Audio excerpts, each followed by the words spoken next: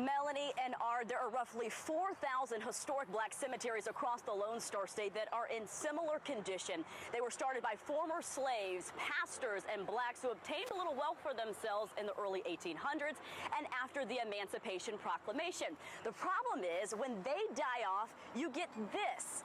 Let's go ahead and give you a look from Sky Dome 13. Acres of tombs and grave sites that need some TLC.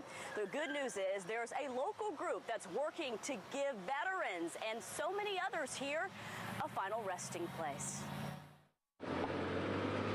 Nestled just feet away from busy I-10 in Lockwood is Evergreen Negro Cemetery, which was founded by former slave Albert Kelly in the late 1800s. On one side, a white picket fence attempts to secure a border around those who died long ago.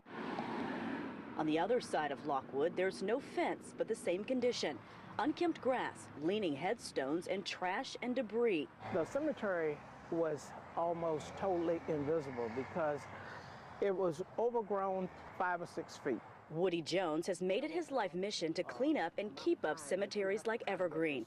He started a nonprofit group called Project Respect, and in 1995 got an important law passed that allows nonprofits to take over abandoned cemeteries like Evergreen. The project, as he did his research, he kept running into the same problem. All of these black cemeteries are not registered, nobody knows where they are, and nobody has any history about these old historic black cemeteries.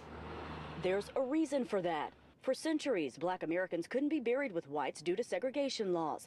Those who were wealthy enough to acquire land and create a cemetery often did their transactions in cash.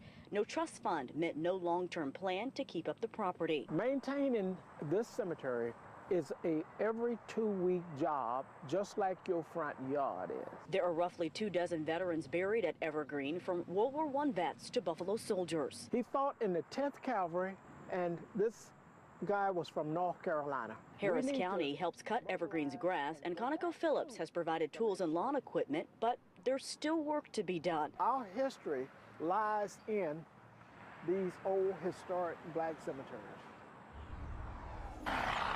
Project Respect has cleanups throughout the year, and before the next one, more volunteers are needed. So are donations. If you want to help out in either one of those capacities, or think you may have a loved one buried out here, you're asked to speak up and contact them on their website, projectrespectusa.com.